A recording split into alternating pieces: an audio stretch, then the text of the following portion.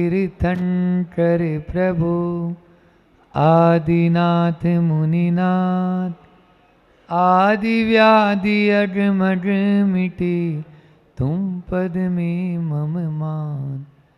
चरण शरण है आपके, तारण तरण जियार, भवदधि तट तट ले चलो, करुणा कर जिन राज। बोली मंडी भामोरा के बड़े बाबा आदिम तीर्थंकर आदिनाथ भगवान की। मूनलाइट 1008 श्री चंदा प्रभु भगवान की। परम उपकारी संत श्रोमणी आचार्य गुरु और विद्यासागर जी महामुनि राज की। परम पूज्य मुनि श्री 108 दुर्लभ सागर जी महाराज की। पूज्य मुनि श्री 108 निरंजन सागर जी महाराज की। बोली परम पूज्य मुनि श्री 108 संधान सागर जी महाराज की। नमोस्तु महर्ष। विगत दिनों से कर्मों से किस प्रकार से हम कर्म करते हुए भी बचा जा सकता है, किस हद तक बचा जा सकता है, इस पर बहुत विस्तार से चर्चा की। कर्म बंद, कर्म उदय, कर्म का भोग जब उदय में आते हैं तो भोग, इन सब का अपन ने चर्चा विगत दिनों में की है। आज उसी को आधार बनाते हुए जो उसमें सीखा कि किस प्रकार से हम अपने कर्मों को समता के साथ यदि उनको भोगेंगे, क्योंकि रोते हुए भी भोगना है और समता के साथ में भी भोगना है, तो क्यों न हम समता के साथ भोगें। उसी समता की प्राप्ति कैसे हो,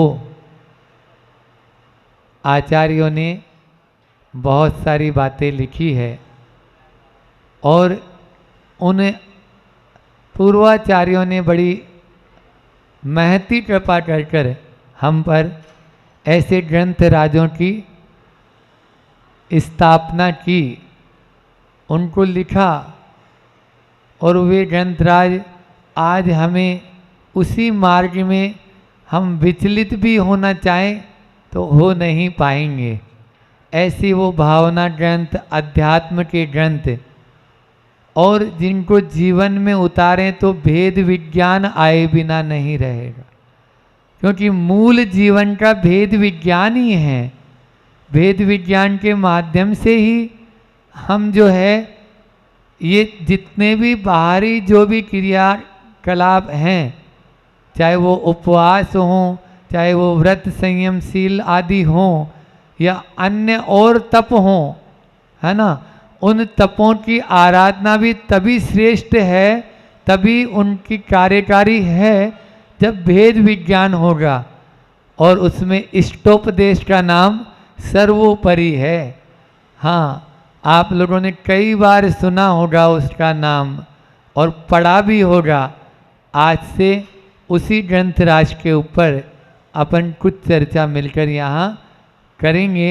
एक एक कारिका के माध्यम से अपन देखेंगे कि किस प्रकार से हम उस भेद विज्ञान को, उस जीवन जीने की कला को, उस लॉ ऑफ अट्रैक्शन को, जो आज दूसरे हमारे ही देश से दूसरे विदेशी लोग लेके गए और उसको थोड़ा सा मोटिफाई करके मिर्च मसाला डाल के आपको परोस देते हैं, तो आपको लगता है ये किताब तो बहुत ही गजब की है, ये किताब तो आज तक पढ़ी नहीं है, जबकि ऐसा कुछ नहीं है। वो बेस यही है, आधार है, क्योंकि पूर्वाचार्यों ने उन जैसी अपन भावना भाएंगे वैसे ही हम हो जाएंगे।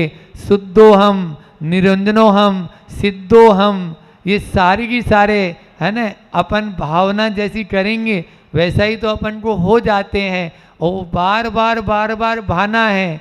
आज से इस ग्रंथराज की अपन शुरुआत करेंगे और इस ग्रंथराज का नाम तो इष्टोपदेश, इष्ट और उपदेश दो शब्द से मिलकर इष्टोपदेश बन गया। अब इष्ट क्या है?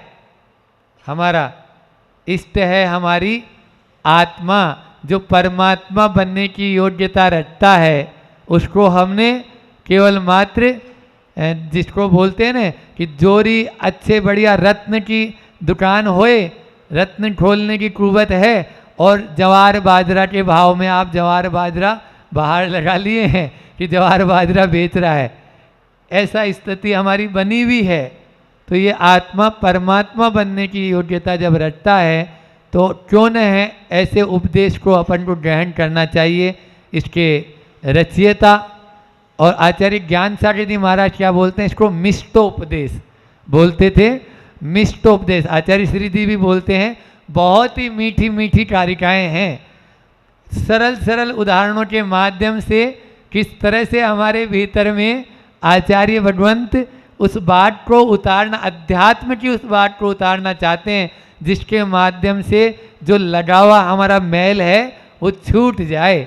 हाँ, ऐसा साबुन की बट्टी जैसी है ये एक एक कारिका। और यही देखो, जिस समय सुनाई नहीं देगा, जिस समय दिखाई नहीं देगा, जिस समय अपनी आवाज़ बंद होने को होती है या हो जाती है, उस समय अंदर में इन्हीं गाथाओं का यदि मान लीजिए आरोढ़न चलता रहे तो जीवन कल्याण में हो जाएगा। संकलेश परिणाम होने के लिए है ही नहीं। मैं बोल रहा हूँ जीवन जीने की कला है ये। जीवन में जितने स्ट्रगल आते हैं, जितने तनाव आते हैं, जितने टेंशन आते हैं, एक गाथा कोई सी भी इष्टोपदेश की उठा लो, आप देखो सब यानी टेंशन दूर, सब टेंशन दूर बिल्कुल। लेकिन हम सोचें तो उस हिसाब से ये है शुद्ध अध्यात्म है ये। आचार्य पूज्यपाद स्वामी ने बहुत बड़ी कृपा की, जिन्होंने तत्वार्थ सूत्र की सर्वप्रथम टीका सर्वार्थ सिद्धि लिखी। पहली टीका सर्वार्थ सिद्धि उन्होंने, कल मैं बोल रहा था जो कर्म कैसे करें, जो जिनके सूत्र अपन पढ़ते थे वो सर्वार्थ सिद्धि। और इन्होंने अनेक रचनाएं और भी इनकी, सवेरे सवेरे हम लोग भक्तियाँ पढ़ते हैं, 10 भक्तियों में ऐसा यानी जो है ना भर दिया सार उन्होंने। उनका वास्तविक नाम देवनंदी था, वास्तविक नाम उनका देवनंदी। कर्नाटक प्रांत के कोलेग्राम में उनका जन्म हुआ था, जो अभी मैसूर में आता है। वर्तमान में जो मैसूर है वहाँ उनका स्थान यानी जो है वो जन्म स्थान आता है। तो ऐसे आचार्य पूज्यपाद स्वामी, उनके ऐसी लक्षणावली उनकी बहुत ही प्रसिद्ध है। हर बात को ऐसा लक्षण के साथ में समझाते हैं कि सामने वाले को बिल्कुल उसकी संज्ञा और हाँ पूरी यानी प्राप्त हो जाती है। उनके और भी बहुत सारी बातें, जब उनकी आंखों की ज्योति चली गई थी तब उन्होंने शांत्याष्टक की रचना, जो शांति भक्ति है उसमें जो शुरू के 8 छंद हैं, उस शांत्याष्टक की रचना की। और हे भगवान, अगर आप मेरी भक्ति से प्रसन्न हैं तो मेरी दृष्टि वापस प्रदान करें, ऐसा उसमें अंतिम छंद का अर्थ है। और तुरंत उनकी नेत्र ज्योति आ गई थी।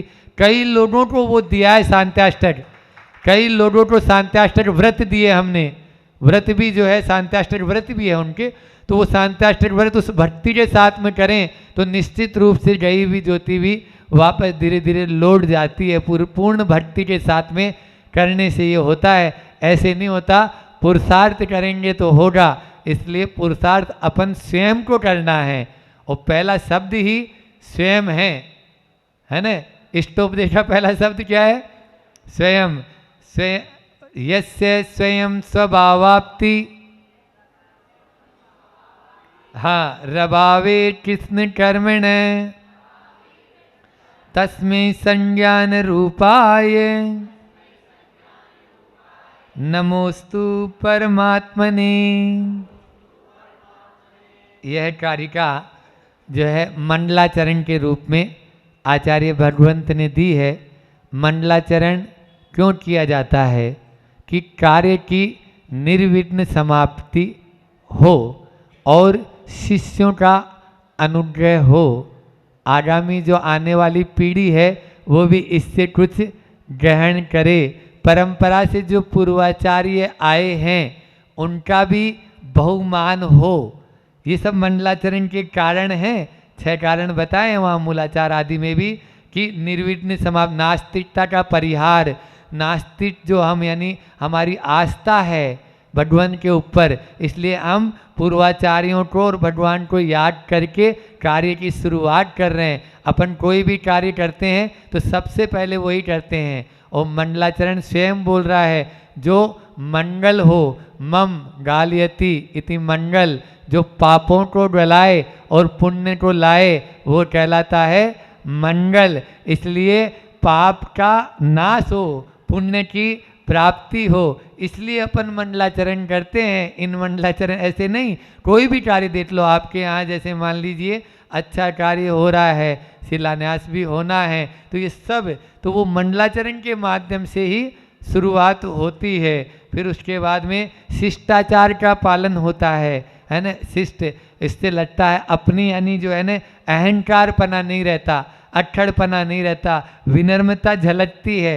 मंडलाचरण में कि मंडलाचरण हम कर रहे हैं तो सामने वाले का गुणगान करके, जो भी हमारे पूर्व आचार्य हुए हैं, तीर्थंकर भगवंत हुए हैं, उनको हम नमस्कार कर रहे हैं। यहाँ के शब्दों को देखते हैं, यस्य स्वयं स्वभावाप्ति, यस्य यानी यस्य कस्य जिनका, जिनको है न, स्वयं स्वभावाप्ति स्वभाव की आपति प्राप्त हो चुकी है। स्वयं, अब देखो आ गया नहीं है कि स्वयं और स्वभाव इन दोनों शब्दों में बहुत राज छुपा है। आचार्य भगवान कहते हैं बार बार, आचार्य श्री जी, कि स्वयं का मतलब ये है कि हम खुद पुरुषार्थ करेंगे। मेरे द्वारा किया हुआ पुरुषार्थ आपके काम नहीं आएगा और आपका किया हुआ पुरुषार्थ मेरे काम नहीं आएगा। इसलिए खुद पुरुषार्थ करें, खुद श्रमण बनेंगे, तभी आगे बनेंगे। पुरुषार्थ करने की आवश्यकता यहाँ पर हो रही है। स्वभावाप्ति, स्वभाव की प्राप्ति, स्वभाव से जो है हमारे पास में, अलग से कहीं से लाना नहीं है। तो जिनको स्वयं स्वभावाप्ति, अपने स्वभाव की प्राप्ति हो गई, अभावे कृष्ण कर्मणे, रभावे से अभाव निकलेगा। जिन्होंने समूल, कृष्ण कर्मणे का मतलब होता है कि समूल कर्मों का नाश कर दिया है। कल हाँ, अभी जो अपन कर्मों की चर्चा पढ़ रहे थे, ऐसे उन कर्मों का जड़ मूल से नाश कर दिया है। तस्में संज्ञान रूपाय है। और क्या हो गया? तस्में उनको संज्ञान, संपूर्ण रूप से ज्ञान की प्राप्ति हो गई। से संपूर्ण रूप है ना संज्ञान, केवल ज्ञान की प्राप्ति हो गई रूपाय।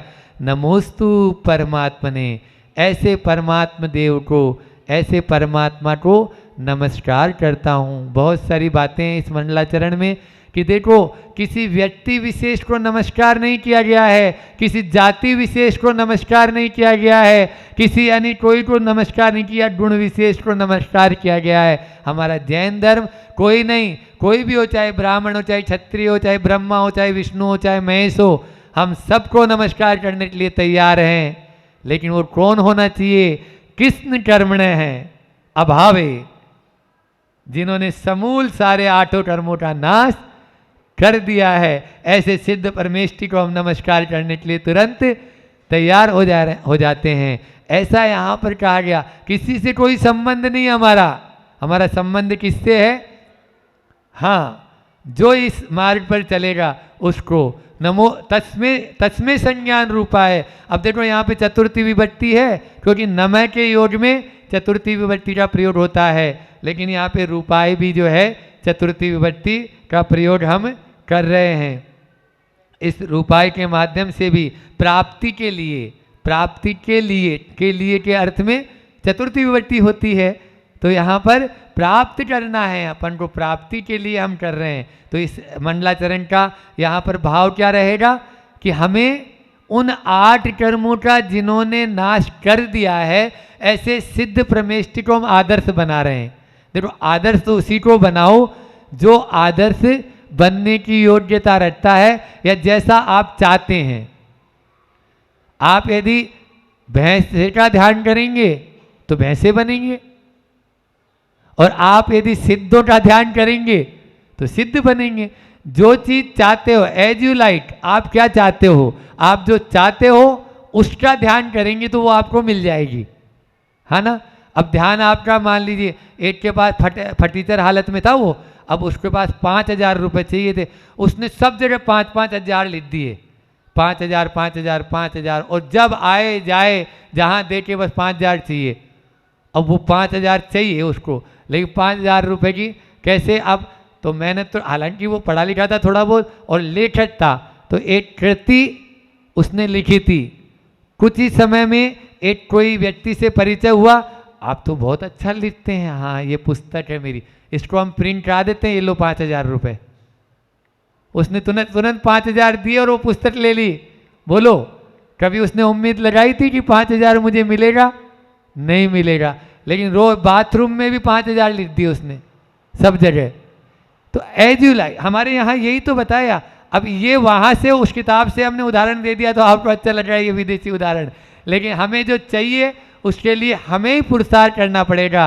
इसलिए स्वयं शब्द यस्य कस्य, कौन किसने किसने प्राप्त किया, किसको प्राप्त किया है? तो जिसने अपने स्वभाव को प्राप्त कर लिया है, ठीक है ना। ऐसे परमात्मा को हम नमोस्तु नमस्कार करते हैं। और वो परमात्मा भी देखो 3 तरह की आत्मा होती है, बहिरात्मा, अंतरात्मा और परमात्मा। जो बाहरी पदार्थों में ही, पर में ही अपनी दृष्टि रखे, अयथार्थ में ही सत्य माने, उसी को यथार्थ मानने लग जाए, वो क्या है? बहिरात्मा। अभी तो हम दिन भर 24 घंटे या तो इस शरीर की सेवा करते हैं, या शरीर से जुड़े हुए जो सगे संबंधी हैं उनकी, या परिवार जो है उनके उसमें लगे रहते हैं, तो क्या है? बहिरात्मा। इससे हटकर जब स्वयं पर अपनी दृष्टि लाएंगे तो कुछ अंतरात्मा की ओर होंगे, और जो शुद्ध जिन बन चुके हैं, हाँ वैसा ही हम बनना चाहेंगे, तो उस परमात्मा की ओर दृष्टि अपन को, यहाँ परमात्मा ने शब्द दिया है, ठीक है ना। तो उस परमात्मा की बात करना है। समय अपना हो रहा है, एक मंगल भावना लेकर अपनी वाणी को विराम देंगे। अभी तक हाइकू ले रहे थे, अब रोज प्रतिदिन आपको कुछ न कुछ इसी तरह की, क्योंकि भावना भवनाशनी होती है। तो प्रमाण सारी जी महाराज तो रोज ही पढ़ते हैं, अपन आज इसको पढ़कर अपने इस आज के वक्तव्य को विराम देंगे। मंगल मंगल होए जगत में, सब मंगलमय होए, इस धरती के हर प्राणी का मन मंगलमय होए। कहीं क्लेश का लेस रहे ना, दुख कहीं भी होए, मन में चिंता भय न सतावे, रोग शोक नहीं होए। नहीं बैर अभिमान हो मन में, शोभ कभी नहीं होए। मैत्री प्रेम का भाव रहे नित, मन मंगलमय होए। मंगल मंगल होए जगत में, सब मंगलमय होए। मन का सब संताप मिटे, अरु अंतर उज्ज्वल होए। राग द्वेष और मोह मिट जावे, आत्म निर्मल होए। प्रभु का मंगल गान करें, सब पापों का क्षय होए। इस जग में हर प्राणी का हर दिन मंगलमय होए। मंगल मंगल होए जगत में, सब मंगलमय होए। गुरु हो मंगल, प्रभु हो मंगल, धर्म सुमंगल होए। मात पिता का जीवन मंगल, परिजन मंगल होए। जन का मंगल, गण का मंगल, मन का मंगल होए। राजा प्रजा सभी का मंगल, दया धर्म में होए। मंगल मंगल होए जगत में, सब मंगल में होए। मंगल में हो प्रात हमारा, रात सुमंगल होए। जीवन के हर पल हर क्षण की बात सुमंगल होए। घर घर में मंगल छा जाए, जन जन मंगल होए। इस धरती का कण कण पावन, औ मंगल में होए।